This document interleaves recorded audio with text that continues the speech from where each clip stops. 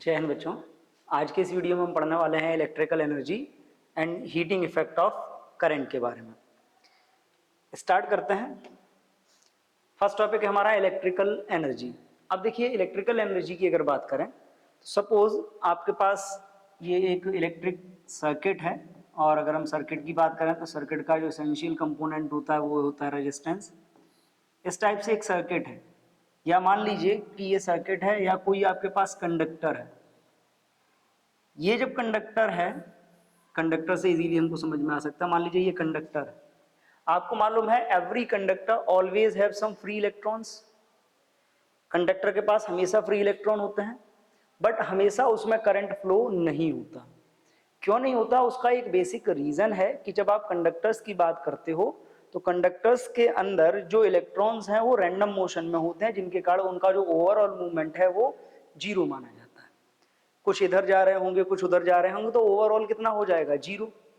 But अगर हमें इस कंडक्टर में या इस सर्किट में करंट फ्लो कराना है, तो करंट फ्लो कराने के लिए बेसिकली हम करते क्या है कि हम इसको एक बैटरी से या एक सेल से कनेक्ट करके इसके एंड्स के बीच में पोटेंशियल डिफरेंस जनरेट कर देते हैं, और उस पोटेंशियल डिफरेंस के कारण इलेक्ट्रॉन या जो चार्ज है वो एक एंड से दूसरे एंड तक मूव करने लगता है, and that is called current. तो सिंपली यहाँ पर हमको ये मालूम पड़ा कि करंट का फ्लो होता है जब हम पोटेंशियल अप्लाई करते हैं। और पोटेंशियल क्या होता है? सिंपली अगर पोटेंशियल की बात करी जाए तो आपने पढ़ा potential is the work done required to move unit charge from one point to another. Simply अगर हम बात करें तो यहाँ पर हमको ये मालूम पड़ता है कि पोटेंशियल डिफरेंस जनरेट करने का मतलब ये है कि इस कंडक्टर में अगर हमको करंट फ्लो कराना है तो जो बैटरी है या जो सेल है उस सोर्स को क्या होगा, करंट को फ्लो कराने के लिए या इस सर्किट में करंट को मेंटेन रखने के लिए एक वर्क करना होगा, and that work is called current. Clear? Work done by the cell और work done by the battery to maintain the flow of current inside the conductor or circuit is called energy, electrical energy। Clear? तो ये electrical energy क्या निकल के आई है कि ये जो सेल लगाया है या ये जो यहाँ पे हमने क्या किया, बैटरी कनेक्ट की है, ये बैटरी करंट को मेंटेन रखने के लिए जितना वर्क करेगी सर्किट में, that work is called electrical energy. Simply जो फॉर्मूला हमारे पास निकल के आया, एनर्जी इज इक्वल क्या होगा, work done by cell, work done by cell और बैटरी जो भी हम कनेक्ट कर रहे हैं। तो एनर्जी की अगर हम बात करें तो एनर्जी क्या फॉर्मूला होगा, वर्क डन का फॉर्मूला आपने पढ़ा है V इंटू क्यू। क्लियर? अगर आप वर्क डन का फॉर्मूला यहाँ से फाइंड करते हो तो क्या आएगा, V इंटू क्यू। तो एक फॉर्मूला तो बेसिकली आपके पास ये हो ही गया, E is equal V into Q. But अगर हम V इंटू क्यू की वैल्यू प्लेस करें तो हमको ये मालूम है कि जो Q होता है वो किसके इक्वल होता है, I इंटू टी। सपोज आपने जब इसको कनेक्ट किया तो इस सर्किट में कितना करंट पास हुआ होगा, I। तो Q इज इक्वल होता है आई टी। अगर Q is equal I T हम प्लेस कर लेते हैं तो ये फॉर्मूला क्या हो जाएगा, अब देखिए E is equal V into Q था, V इंटू क्यू था, हमने Q की वैल्यू रखी आई टी। जैसे ही Q की वैल्यू आप आई टी रखोगे तो ये आपका क्या हो जाएगा, E is equal V into I T. Clear? एक फॉर्मूला आपके पास ये आ गया। इसके बाद अगर आप बात करते हो, देखो आपको ये भी मालूम है कि जो आपका V है, अगर आप V की बात करते हैं तो आपको ये भी मालूम है कि V इज इक्वल क्या होता है, I इंटू आर। अगर V की वैल्यू आप आई आर रखते हो तो V की वैल्यू आई आर रखने पे आपको क्या मिलने वाला है, E is equal I R into I T. Simply आपको फॉर्मूला मिल गया, E is equal I square R T.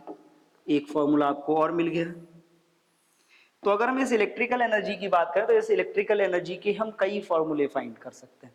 आगे अगर बात करते हैं, आप इसी फॉर्मूले में, ये जो फॉर्मूला आपको दिया हुआ है, आप इसी फॉर्मूले में अगर बात करते हैं, आप इसी फॉर्मूले में ये भी रख सकते हैं। जैसे मान लीजिए कि ये जो आपका फॉर्मूला आया है, इसी फॉर्मूले में आप I is equal V upon R रख लीजिए। V अपॉन आर रखोगे, देन इस फॉर्मूले में I की वैल्यू V अपॉन आर रखोगे तो ये क्या हो जाएगा, E is equal V upon R whole square into R T. अब देखिए v upon R whole square मतलब v square upon R square, R square का जो स्क्वायर होगा वो इस आर से कैंसिल हो जाएगा, इस आर से कैंसिल होने के बाद आपके पास क्या आएगा, E is equal V square into T by R. Clear. तो ये जो भी फॉर्मूले निकल के आ रहे हैं ये सारे के सारे फॉर्मूले किसके हैं, ये सारे के सारे फॉर्मूले, जैसे ये हो गया आपका, ये भी इलेक्ट्रिकल एनर्जी का है, ये भी इलेक्ट्रिकल एनर्जी का है, ये भी है और ये भी। अलग अलग टर्म्स में हमने 4 फॉर्मूले फाइंड कर लिए किसके, इलेक्ट्रिकल एनर्जी के। और बेसिकली हमने इलेक्ट्रिकल एनर्जी को डिफाइन क्या किया हुआ है, अगर डिफाइन करने की बात करें तो simply it is the work done by cell, work done by cell to maintain current in circuit, current in circuit. Clear. अब देखिए एनर्जी है, आप इसकी बात करते हो, एनर्जी है तो देखिए एनर्जी की जब भी आप बात करोगे तो चाहे किसी भी फॉर्मूले की आप बात करें, यूनिट जो होती है इलेक्ट्रिकल एनर्जी की सिंपली क्या होती है, जूल। ठीक है। बट जब हम इंडस्ट्रियल बात करते हैं, बट इन इकोनॉमिकल यूज,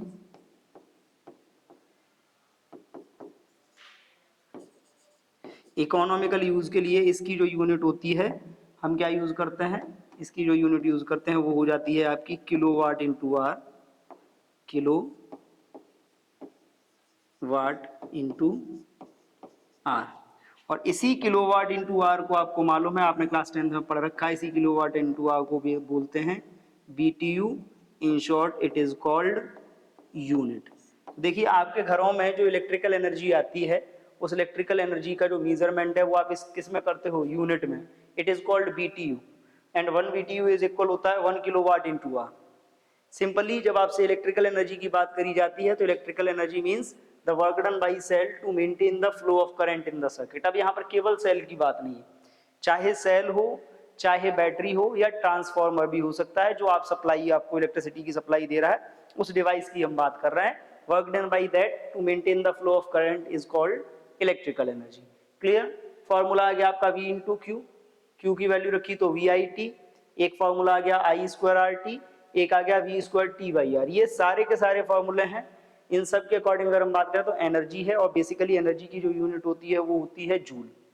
तो यहाँ पर जो आपकी यूनिट निकल के आ रही है वो जूल हो गई, और इसी जूल को जब हम इकोनॉमिकल यूज में बात करते हैं या इंडस्ट्रियल यूनिट की बात करते हैं तो होती है किलोवाट इंटू आर, और किलोवाट इंटू आर को in short we can call BTU और यूनिट। क्लियर। कभी कभी क्वेश्चन आता है कि ये जो BTU होता है आपका, वो BTU कितने जूल के इक्वल है, या जो आपका किलोवाट इंटू आर आया है वो किलोवाट इंटू आर कितने जूल के इक्वल है। ठीक है। अब यहाँ पर अगर हम बात करें तो BTU और जूल इनके रिलेशन की बात करते हैं। तो देखिए BTU का मतलब है, आपको मालूम है 1 BTU, 1 BTU मतलब इसको शॉर्ट में आप क्या बोलते हो, यूनिट बोलते हो। इट इज इक्वल होता है 1 किलोवाट इंटू आर। क्लियर। अब अगर आप 1 किलोवाट इंटू आर की बात करते हो, 1 किलोवाट का मतलब होता है 1000 वॉट, और 1 आर का मतलब होता है 3600 सेकेंड। आप इसको मल्टीप्लाई करोगे तो ये कितना हो जाएगा, 3650 वॉट इंटू सेकेंड। और वॉट इंटू सेकेंड को हम क्या बोलते हैं, जूल बोलते हैं। तो इस हिसाब से अगर हम बात करें तो in short we can say the 1 BTU यानी कि 1 unit becomes 3.6 into 10⁶ joule. Clear. ये रिलेशन कभी कभी पूछ लिया जाता है बाइवा टाइप क्वेश्चंस में कि 1 BTU की वैल्यू जूल में क्या होती है, अगर हम BTU को जूल में कन्वर्ट करें तो हमको कितना मिलने वाला है। तो BTU को जूल में कन्वर्ट करने पे हमको ये मिलता है। क्लियर।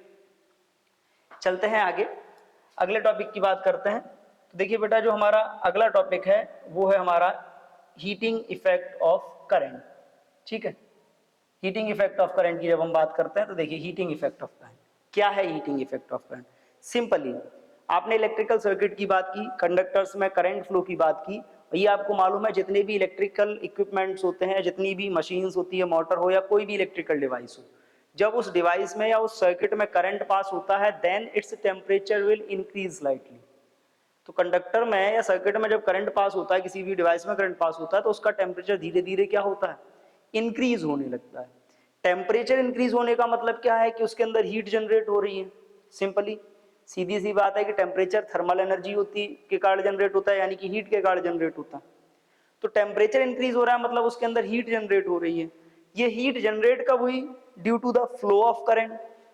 तो इसी इफेक्ट को हम बोलते हैं हीटिंग इफेक्ट ऑफ करंट और thermal effect of current. Simply when current pass through conductor, when current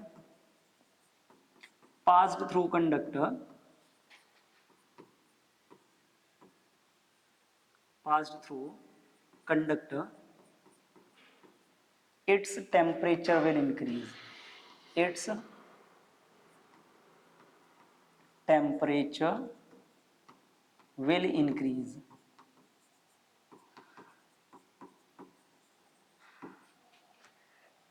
Current will pass through a conductor, its temperature will increase. This effect is called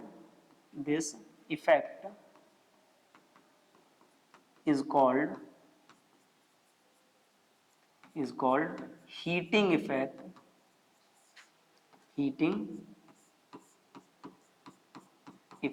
of current. Clear. तो जब conductor में current पास होता है तो धीरे धीरे उसका टेम्परेचर बढ़ने लगता है। नॉर्मल सी बात ही हमने एक्सपीरियंस भी किया है। और टेम्परेचर से मोटर है, फैन वर्क करता है तो उसकी मोटर गर्म हो जाती है। रीजन वही है कि जब करंट पास हो रहा है तो हीट जनरेट हो रही है, और इसी प्रोसेस को हम बोलते हैं हीटिंग इफेक्ट ऑफ करंट। अब हीटिंग इफेक्ट ऑफ करंट का रीजन क्या है, क्यों ये डेवलप होती है हीट कंडक्टर के अंदर, उसको समझिए। सपोज ये क्या है, एक कंडक्टर है, और जब इस कंडक्टर में आप करंट फ्लो कराते हो तो सिंपली प्रोसेस क्या है कि आप इसके एंड्स को पोटेंशियल डिफरेंस प्रोवाइड करते हो।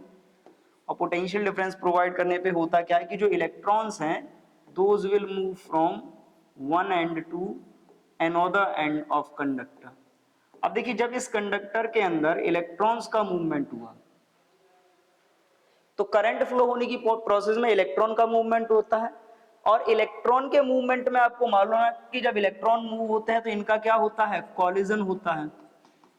तो इलेक्ट्रॉन का जो कॉलिजन होता है, इलेक्ट्रॉन के कॉलिजन की प्रोसेस में जो काइनेटिक एनर्जी है वो किस में कन्वर्ट हो जाती है, वो थर्मल एनर्जी में, यानी कि हीट में कन्वर्ट हो जाती है।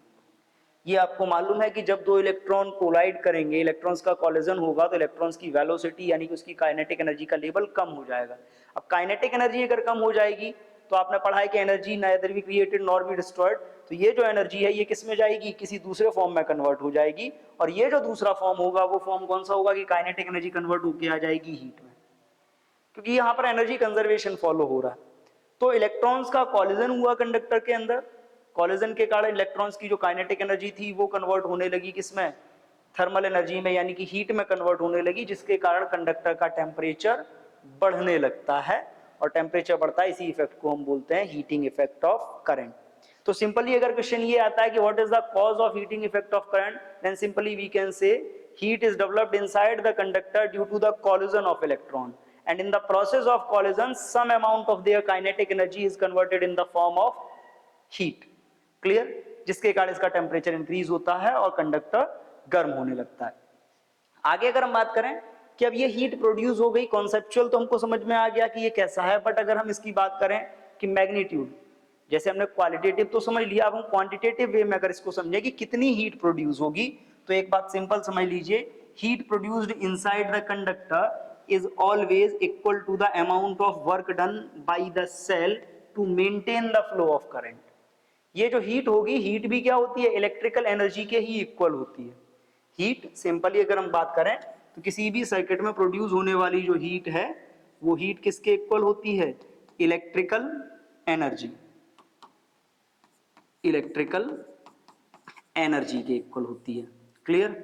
अब देखिए हीट इलेक्ट्रिकल एनर्जी के इक्वल है, तो सिंपली हमको मालूम है कि जब हीट की बात आप करते हो तो हीट का फॉर्मूला क्या हो सकता है, हीट का फॉर्मूला आपका हो सकता है VIT, ये हो सकता है आपका I²RT, या ये भी हो सकता है V²T/R। क्लियर। लेकिन इस टाइप से जब आप हीट का मेजरमेंट करोगे तो ये सारे के सारे फॉर्मूले ये आपको किस में मिलने वाले हैं, जूल में। क्लियर। लेकिन हीट की अगर हम बात करें तो ये जूल तो ऐसा यूनिट है क्योंकि थर्मल एनर्जी या हीट एक ही बात है, लेकिन हीट का जो मेजरमेंट है बेसिकली हम कैलोरीज में करते हैं, जो इसकी सीजीएस यूनिट होती है। तो अगर हम इसी को कैलोरी में कन्वर्ट करना चाहते हैं तो एक सिंपल सा ट्रांसफॉर्मेशन होता है इसका कि जो वैल्यू आपकी जूल में है, जूल वैल्यू में आप 4.18 का डिवाइड कर देंगे, आपको मिल जाएगा क्या, कैलोरी मिल जाएगा। क्लियर, क्या मिल जाएगा आपको, कैलोरी मिल जाएगा। तो अब यहां पर देखिए ये तो था आपका कॉन्सेप्चुअल। अब बात करते हैं कि कैसे हम वैल्यू हीट की फाइंड कर सकते हैं। तो उसके लिए हम एक लॉ अप्लाई करते हैं जिसको बोला जाता है joules law of heating. Joules law of heating क्या है कि सपोज आपके पास एक कंडक्टर है, इस कंडक्टर की अगर आप बात करते हो, इस कंडक्टर का जो रेजिस्टेंस है सपोज R है, इसमें जो आपने पोटेंशियल अप्लाई किया है V है, इसमें कितना करंट पास हुआ I, और कितने टाइम तक पास हुआ, T टाइम तक मान लीजिए इसमें करंट फ्लो होता है। आपको ये भी मालूम है कि करंट जितने ज्यादा टाइम तक फ्लो होगा, हीट उतनी ज्यादा प्रोड्यूस होगी, कंडक्टर उतना ज्यादा गर्म होगा। तो जूल्स लॉ ऑफ हीटिंग क्या है, जूल्स लॉ ऑफ हीटिंग की बात अगर करी जाए तो according to the Joule's law of heating, heat produced in conductor, किसी भी कंडक्टर के लिए जब आप बात करते हो, जो आपकी हीट होती है वो किन किन फैक्टर्स पे डिपेंड करती है। Heat is directly proportional to the square of current passing through the conductor. जो हीट होगी वो कंडक्टर के थ्रू पास होने वाले करंट के स्क्वायर के डायरेक्टली प्रोपोर्शनल होगी। And second, heat is directly proportional to the resistance of conductor. अब यहां पर देखिए करंट के डायरेक्टली प्रोपोर्शनल होगी, ऑब्वियसली जितना ज्यादा करंट आप पास कराओगे, मान लीजिए आपके पास एक नॉर्मली फील करके देखिए एक कंडक्टर जिसमें 1 एम्पियर करंट पास होता है, आप इन 1 मिनट उसका टेम्परेचर मेजर करिए, change in temperature in 1 minute. Then आप सेम कंडक्टर में 100 एम्पियर का करंट पास कराइए, फिर करंट हीट मेजर करिए, ऑब्वियसली जितना ज्यादा करंट पास होगा हीट उतनी ज्यादा प्रोड्यूस होगी। क्लियर। ऐसे ही रेजिस्टेंस की बात करें तो अब देखो रेजिस्टेंस जो होता है हमने ऑलरेडी पढ़ रखा है कि रेजिस्टेंस रिलेट करता है सीधा सीधा कॉलिजन को। किसको रिलेट करता है, कॉलिजन को। अगर किसी कंडक्टर का रेजिस्टेंस ज्यादा है that means the collision inside that conductor, जो कॉलिजन्स हो रहे हैं, नंबर ऑफ कॉलिजन उस कंडक्टर के अंदर कैसा होगा, ज्यादा होगा। अब देखिए जब नंबर ऑफ कॉलिजन बढ़ेगा तो हमको मालूम है कि नंबर ऑफ कॉलिजन जितना ज्यादा होगा हीट उतनी ज्यादा प्रोड्यूस होगी। तो second factor is the resistance, and according to the Joule's law of heating, the heat is also proportional to the time of current flow। किसी भी कंडक्टर में जितने टाइम तक करंट फ्लो होता है हीट उसके भी डायरेक्टली प्रोपोर्शनल होगी। अगर कम टाइम तक करंट फ्लो होगा तो हीट कम प्रोड्यूस होगी, ज्यादा टाइम तक करंट फ्लो होगा तो हीट ज्यादा प्रोड्यूस होगी। अगर हम इन तीनों को मर्ज कर लें तो इन तीनों को मर्ज करने पे हमको मिलता है H is directly proportional to I square RT। Clear. Proportionality sign हटाते हैं तो प्रोपोर्शनलिटी साइन हटाने पे यहाँ पे क्या आता है, H इज इक्वल के I स्क्वायर RT। अब यहाँ पर देखिए ये जो आपका K है इसको आप दो सिस्टम में अलग अलग समझ सकते हैं। SI सिस्टम में SI यूनिट्स के अकॉर्डिंग, SI यूनिट्स में अगर आप बात करते हैं तो SI यूनिट्स में जो आपका K है, K की वैल्यू हो जाती है आपकी 1, K की वैल्यू 1 हो जाएगी। देन जो आपका हीट आएगा, हीट आ जाएगा आपका H is equal I square RT joule. Clear. अब अगर आप यही बात करते हो इसी की CGS में, CGS में अगर आप इसकी बात करते हो इसी फॉर्मूले की, तो इन CGS अगर आप बात कर रहे हो तो CGS के लिए मैं जो आपका K होगा वो K हो जाएगा आपका 1/4.18, 1/4.18 हो जाएगा। इन दैट बेस यहाँ पे जो आपकी वैल्यू आएगी H की, वो H कितना आएगा, I स्क्वायर RT अपॉन 4.18। ये जो वैल्यू आएगी आपकी, ये वैल्यू आएगी आपकी कैलोरीज में। क्लियर। तो देखिए ये आ गया आपका हीट, कहां से आया, जूल्स लॉ ऑफ हीटिंग से। और सिंपली अगर हम बात करें तो जूल्स लॉ ऑफ हीटिंग है क्या, simply Joule's law of heating, the heat produced in conductor is directly proportional to the square of current passing through it, directly proportional to the resistance of conductor and also proportional to the time of current flow in conductor. Clear? तो इस type से हम इस फॉर्मूले को use करके क्या कर सकते हैं, किसी भी कंडक्टर के थ्रू पास होने वाली हीट को या उसमें प्रोड्यूस होने वाली हीट को कैलकुलेट कर सकते हैं। और ऐसा नहीं है कि केवल ये जो हमने पीछे फॉर्मूले फाइंड किए हुए हैं, अगर इन सबको अगर हम कैलोरी में बदलना चाह रहे हैं तो कैलोरी में बदलने के लिए इन सारे फॉर्मूलों में हमको क्या करना पड़ेगा, 4.18 का डिवाइड करना पड़ेगा, या चाहे तो हम इसका राउंड ऑफ करके 4.2 का भी डिवाइड कर सकते हैं। क्लियर? मूव करते हैं नेक्स्ट टॉपिक के। नेक्स्ट टॉपिक है इलेक्ट्रिकल पावर। अब इलेक्ट्रिकल पावर क्या है, देखिए आपने पावर का एक सिंपल सा फॉर्मूला पढ़ा हुआ है, एक सिंपल सी डेफिनेशन पावर की पढ़ी है, रेट ऑफ डूइंग वर्क। तो यहां पे हम कह सकते हैं rate of doing electrical work, electrical work, या फिर अगर हम इसको चाहें तो हम इसको ये भी बोल सकते हैं rate of consuming electrical energy, rate of consuming electrical energy, electrical energy in any system, in any system is called electrical power, called electrical power। Clear? किसी भी सर्किट में या किसी भी सिस्टम में इलेक्ट्रिकल वर्क की जो रेट होती है या इलेक्ट्रिकल एनर्जी कंज्यूमशन की जो रेट होती है, that is called electrical power. और आपने सिंपल सा एक फॉर्मूला पढ़ा हुआ है पावर का, क्लास 9 से आप पढ़ते आ रहे हो, पावर इज इक्वल क्या होता है, work upon time. Clear? Power is equal work upon time, that mean simply आपका होता है P is equal W upon T। अब देखो W के आपके पास फॉर्मूले क्या क्या हैं, V into q upon t लिख सकते हो आप इसको, या आप इसको V I t upon t लिख सकते हो, या आप इसको लिख सकते हो I square R t upon t, या आप V square t by R into t. Clear? ये सारे जो फॉर्मूले हैं जो ऊपर आपने लिखे हुए हैं, ये सारे के सारे फॉर्मूले आपके किसके हैं, ये सारे के सारे फॉर्मूले आपके इलेक्ट्रिकल वर्क या इलेक्ट्रिकल एनर्जी के हैं। तो इन सबको सॉल्व करके अगर आप बात करते हैं तो इन सबको सॉल्व करने पे आपको फॉर्मूला मिलता है P इज इक्वल वी आई, जैसे आपने इसको सॉल्व किया तो ये हो गया वी आई, या फिर आप बात करते हैं शुरुआत से हम इसको नोट कर लेते हैं। पहला फॉर्मूला होता है V into Q by T, या आप इसका हो सकता है वी आई, या इसका हो सकता है आई स्क्वायर आर, या फिर इसका एक फॉर्मूला हो सकता है वी स्क्वायर बाई आर। तो ये जो सारे फॉर्मूले हैं, ये सारे फॉर्मूले किसके हैं, ये सारे फॉर्मूले हैं आपके इलेक्ट्रिकल पावर के। और देखिए जब आप पावर की बात करते हो तो इसका जो यूनिट होता है, वैसे तो इसका यूनिट होता है पावर का वॉट, क्या होता है, वैसे तो एक यूनिट होता है आपका जूल पर सेकेंड, या फिर इसी को आप क्या बोलते हो, वॉट। क्लियर?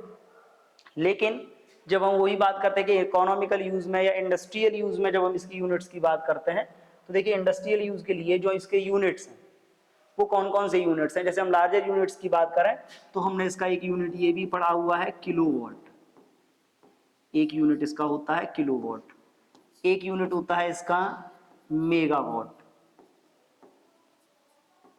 और एक यूनिट इसका होता है हॉर्स पावर। क्लियर? अब देखिए इनकी अगर हम वैल्यूज अलग अलग फाइंड करते हैं, किलोवाट की वैल्यू होती है 10 टू दी पावर 3 वॉट, क्योंकि 1000 वॉट होता है। मेगावाट की वैल्यू होती है 10 टू दी पावर 6 वॉट, और हॉर्स पावर की वैल्यू होती है 746 वॉट। इन शॉर्ट जो हॉर्स पावर है इसको हम क्या बोलते हैं, HP बोलते हैं। तो बेसिक कॉन्सेप्ट है, जैसे इलेक्ट्रिकल एनर्जी हुआ, हीटिंग इफेक्ट ऑफ करंट हुआ, या आपका इलेक्ट्रिकल पावर, ये क्लास 10th में हमने बेसिकली पढ़े हुए। हाँ, एक पॉइंट इसमें और आता है कि जो हीटिंग इफेक्ट ऑफ करंट है उसके क्या क्या एप्लीकेशंस हो सकते हैं। तो अगर हम एप्लीकेशंस की बात करें तो बेटा कई एप्लीकेशंस हैं, मोस्ट कॉमन एप्लीकेशंस की भी हम बात करेंगे।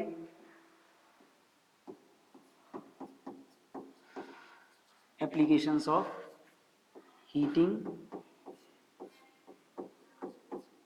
इफेक्ट। क्लियर? अब देखिए मोस्ट कॉमन एप्लीकेशंस की अगर हम बात करें तो फर्स्ट एप्लीकेशन जो हमने पढ़ रखा है वो होता है इसका इलेक्ट्रिक बल्ब में। इलेक्ट्रिक बल्ब की जो वर्किंग है वो इसी पर बेस्ड है। क्या है इलेक्ट्रिक बल्ब की वर्किंग? आपको मालूम है जो बल्ब होता है उसका जो फिलामेंट होता है वो किसका बना होता है? वो टंगस्टन का बना होता है, और जो टंगस्टन मटेरियल होता है उसका रेजिस्टेंस बहुत हाई होता है। तो जैसे ही उसमें करंट पास होता है वो टंगस्टन क्या होता है? हीट प्रोड्यूस करने लगता है। And due to the heat, क्योंकि वो वायर बहुत पतला होता है, तो हीट गर्म करने पे क्या होता है? उसका कलर चेंज होता है और वो लाइट एमिट करने लगता है। क्लियर? तो वो हीटिंग इफेक्ट पे बेस्ड है। दूसरा इसका जो एप्लीकेशन है वो आपने ऑलरेडी पढ़ा हुआ है, इलेक्ट्रिक प्रेस। आपने देखा होगा इलेक्ट्रिक जो प्रेस होती है, प्रेस में भी जैसे ही करंट पास होता है वैसे ही उसकी जो प्लेट है वो प्लेट गर्म होने लगती है। एक्चुअली अगर बात करी जाए तो उसकी प्लेट के ऊपर एक कॉइल लगी होती है नाइक्रोम की। जैसे ही उस नाइक्रोम में करंट पास होता है वो नाइक्रोम गर्म होता है और वो नाइक्रोम अपनी हीट सरफेस को ट्रांसफर कर देता है, जिसको हम यूटिलाइज करते हैं। थर्ड जो इसका एप्लीकेशन है वो आपको मालूम है हीटर। ठीक है, चाहे वो आपके वाटर हीटर हो या आपके कोई भी हीटर हो, हीटर में भी जो आपका प्रिंसिपल है वर्किंग का वो भी हीटिंग इफेक्ट ऑफ करंट पर ही बेस्ड है, क्योंकि जब उसमें करंट पास होता है तो उसकी कॉइल हीट प्रोड्यूस करने लगती है, जिसको हम चाहे तो पानी गर्म करने में यूटिलाइज कर लें या हम खाना पकाने में यूटिलाइज कर सकते हैं। And the most important use is in fuse.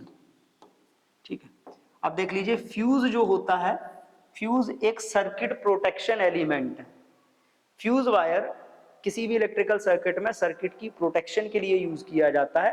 Protection क्या है कि मान लीजिए कोई आपने इलेक्ट्रिकल सर्किट डिजाइन किया, इस टाइप से सर्किट में कोई भी लोड रेजिस्टेंस आर है, इसको आप जब किसी पावर सोर्स से कनेक्ट करते हो तो बीच में आप क्या करते हो? एक फ्यूज लगा देते हो। क्लियर?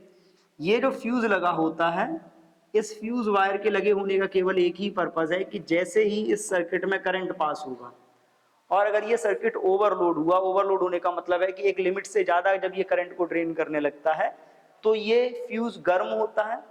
और फ्यूज वायर जो यूज किया जाता है वो ऐसे मटेरियल का यूज किया जाता है जिसका मेल्टिंग पॉइंट काफी लो हो। तो जैसे ही ये फ्यूज वायर गर्म होता है, गर्म होने के बाद क्या होता है? ये वायर पिघल जाता है और पिघलने से ये सर्किट ब्रेक हो जाता है, और जिससे इस सर्किट में पास होने वाला करंट ऑफ हो जाता है और सर्किट में जो लगे अप्लायंसेस होते हैं वो हमारे बच सकते हैं। तो सर्किट के प्रोटेक्शन के लिए या ओवरलोडिंग से बचने के लिए हम फ्यूज यूज करते हैं, और फ्यूज की भी जो वर्किंग है वो हीटिंग इफेक्ट ऑफ करंट पर ही बेस्ड है। क्लियर? तो हमने इलेक्ट्रिकल एनर्जी पढ़ी, हमने हीटिंग इफेक्ट ऑफ करंट पढ़ा, हमने इलेक्ट्रिकल पावर पढ़ा। अब इन पर बेस्ड कुछ न्यूमेरिकल्स हैं जिनके बारे में हम डिस्कस कर लेते हैं। देखिए पहला न्यूमेरिकल आपको दिया है, a current of 2 micro ampere was passed through an unknown register which dissipated a power of 4.4 volt. Dissipated power when an ideal power supply of 11 volt is connected across it. Clear? हमको इतना मालूम है कि 2 milli ampere per कितना power dissipate करता है? 4.4। अब अगर इतना वोल्ट हमने कनेक्ट कर दिया तो कितना पावर डिसिपिएट करेगा? तो देखो आपने पावर के बेटा दो फॉर्मूले पढ़े हैं। पावर का एक फॉर्मूला आपने पढ़ा है क्या? V पहला पढ़ा है आपने I स्क्वायर R।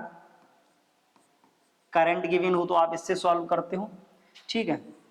और दूसरा आपने क्या पढ़ा है? P is equal V square by R।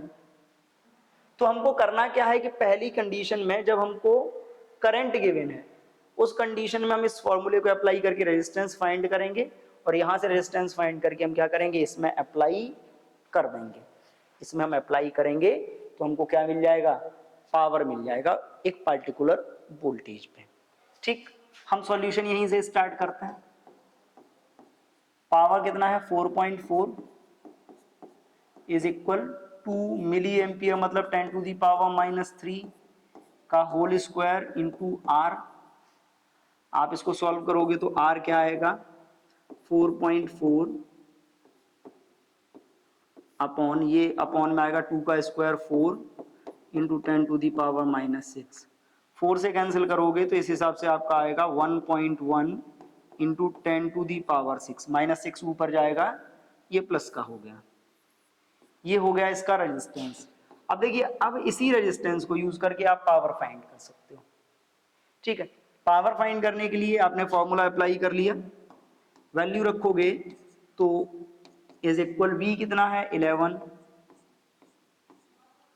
Upon 1.1 into 10 to the power 6 करिएगा, ये आएगा 11 into 10 11 upon 1.1 into 10 to the power 6। 1.1 से 11 कैंसिल होगा, कितना आएगा 10। ये 10 टू दी पावर 1 आ गया, 10 टू दी पावर 6 ऊपर जाएगा माइनस का, 6 में से 1 लेस हो जाएगा, कितना बचेगा 5। तो ये आपका जो पावर निकल के आ रहा है इस हिसाब से आ रहा है आपका 11 into 10 to the power minus 5 watt. 11 ये रह गया, 10 टू दी पावर 6 ऊपर आएगा, 10 टू दी पावर माइनस 6, और ये 10 यानी कि पावर 1 लेस हो जाएगा तो माइनस 5 बचेगा। अब देख लीजिए कौन सा आंसर मैच कर रहा है। तो अगर इसमें आंसर की बात करें तो आंसर हमारा मैच कर रहा है बी। तो now the option B is correct for this. और देख लीजिए ये क्वेश्चन आपका जेईई मेंस एग्जाम 2019 का आया हुआ है। क्लियर, आगे बढ़ते हैं। अगला क्वेश्चन है, two cities are 150 kilometre apart, electric power is sent from one city to another city through copper wires, the fall of potential per kilometre is 8 volt and the average resistance per kilometre is 0.5 ohm, the power loss in the wire is. Clear, अब यहां पर देखिए, सबसे पहले हम बात करते हैं average power loss. Clear, average power loss देखिए पर किलोमीटर के हिसाब से अगर हम देखें तो पोटेंशियल पर किलोमीटर कितना है 8 वोल्ट और रेजिस्टेंस पर किलोमीटर कितना है 0.5। तो इस हिसाब से क्या होगा, फॉर्मूला आपने पढ़ा है P इज इक्वल होता है V स्क्वायर बाई R, रखेंगे वैल्यू तो P is equal V square मतलब 8 होल स्क्वायर अपॉन 0.5। क्लियर, ये तो पर किलोमीटर आएगा, लेकिन है कितने किलोमीटर 150 किलोमीटर है, तो हम डायरेक्ट ऐड कर लेते हैं इसमें 150 का मल्टीप्लाई करिए solve. P is equal 64 into 150 upon 0.5। Clear, अब यहां पर देखो, इसको जब आप कैंसिल करोगे तो ये कितना आएगा 300 हो जाएगा। मल्टीप्लाई करिए, 300 को आप मल्टीप्लाई करोगे तो ये होगा P इज इक्वल 300 का मल्टीप्लाई करोगे 6.4 में तो 0 0 2 1 9 क्या आया वॉट। आप इसको सॉल्व करेंगे तो ये क्या आएगा 19.2 into 10 to the power 3 watt, और 19.2 10 टू दी पावर 3 वॉट को आप क्या लिख सकते हो किलो वॉट।